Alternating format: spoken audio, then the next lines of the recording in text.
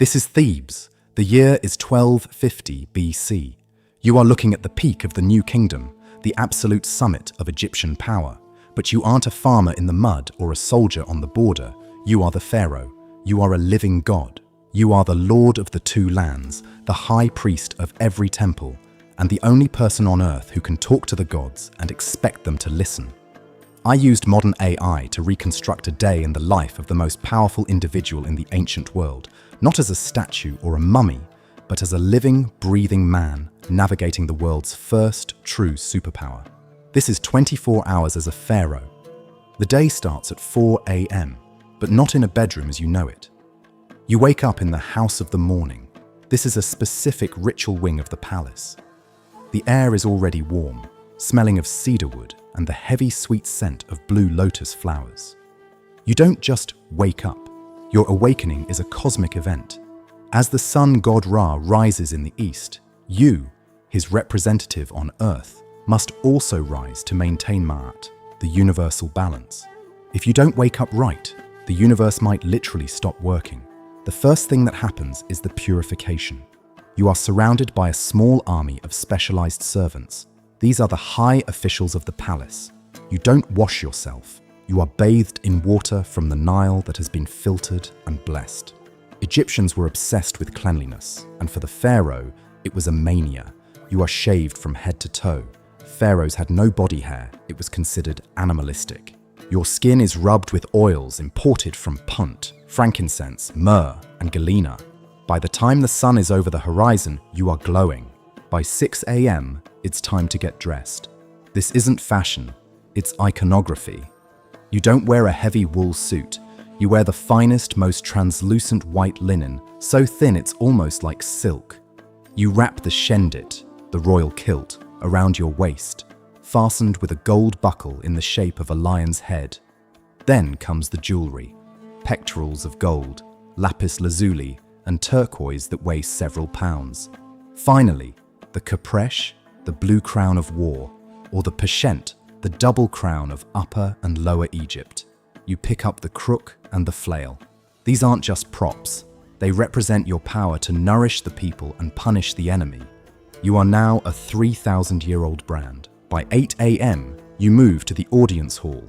This is the meat of the bureaucracy. Ancient Egypt was the most managed state on earth. You sit on a throne of gilded cedar, and your vizier, the prime minister, enters. He doesn't look you in the eye. He prostrates himself on the floor. He gives you the report of the Nile. He tells you the height of the flood from the Nilometers at Aswan. This is the most important number in your life. If the number is too low, there will be famine. If it's too high, the dikes will burst. You approve the grain taxes. You decide which district gets the surplus. You are the CEO of a multi-million-acre farm. By 10 a.m., you leave the palace for the Temple of Amun at Karnak. This is where the AI reconstruction really shines. Today, Karnak is a forest of grey stone. In 1250 BC, it was a psychedelic masterpiece. The columns are painted in vibrant reds, yellows, and greens. The tips of the massive obelisks, which weigh 300 tons each, are capped in electrum, a natural alloy of gold and silver. As the sun hits them, they don't just reflect light, they scream it across the city. You enter the Holy of Holies.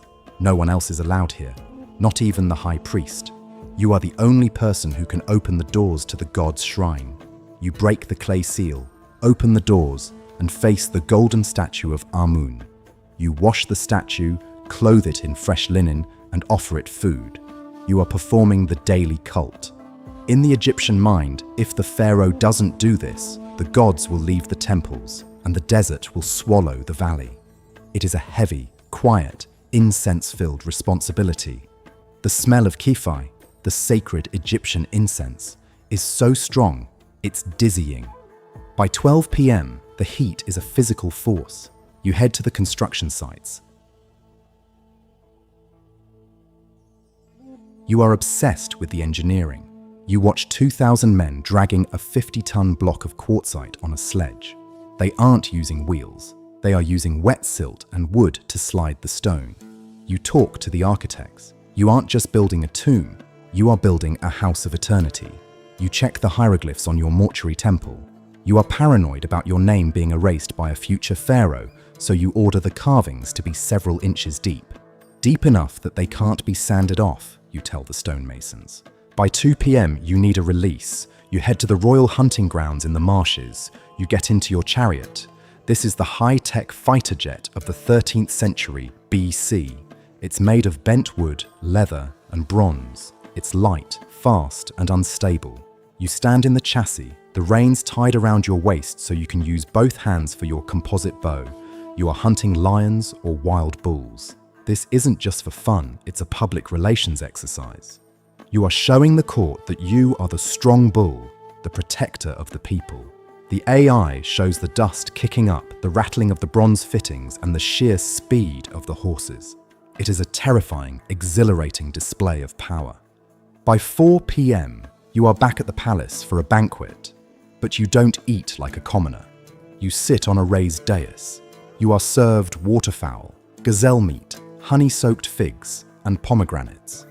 You drink wine from the delta, aged in clay jars marked with the year of your reign. Musicians are playing harps and lutes.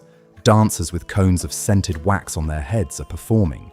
As the wax melts, it drips down their hair and clothes, releasing a constant fresh scent of lilies. But even here, you are working. You are receiving emissaries from the Hittite Empire or the King of Babylon. They bring gifts of lapis lazuli and horses. You give them gold. In my land, you write in a letter, gold is as common as dust. It's a flex. You are maintaining the balance of world power. By 6 p.m., the sun starts to set. This is the most dangerous part of the day. In Egyptian theology, the sun god Ra is now entering the Duat, the underworld. He has to fight the chaos serpent Apophis to rise again tomorrow. As pharaoh, your spirit is linked to his. You go to a private chapel. You perform the evening prayers. You feel the weight of the entire world on your shoulders. If the sun doesn't rise, it's on you. By 8 p.m., the palace is lit by thousands of oil lamps. You retreat to the harem, but don't think of it as a Hollywood cliché. This is the house of the royal women. It is a massive political and economic institution. Your great royal wife, the Queen, is here. She is a powerhouse in her own right, managing huge estates and industries. You talk to her about the succession, about the latest palace gossip, about which priest is getting too powerful. This is the only place you can be somewhat human. You play a game of Senet, the ancient board game that represents the journey of the soul. You move the ivory pieces across the board, but even here, you are thinking about the afterlife. By 10 p.m., you are exhausted. The mental and physical toll of being a god is immense. You are massaged again with oils to soothe your muscles from the chariot ride. You lie down in a bed made of ebony and gold. You don't use a pillow, you use a calcite headrest. It looks uncomfortable, but it keeps your head cool and protects your elaborate hairstyle or wig. Midnight. The palace is silent, guarded by the Medjay, the elite Nubian police force. Outside, the Nile is flowing, the farmers are sleeping, and the pyramids are glowing white in the moonlight. You lie there in the dark, listening to the wind in the palms, knowing that in 4 hours you have to do it all again. You have to wake up the sun, you have to feed the gods, you have to keep the desert at bay. You are the pharaoh. You are the only thing standing between civilization and the void. And as you drift off to sleep, you aren't just a man closing his eyes. You are a god descending into the dark, ready to fight the serpent and bring back the light for one more day.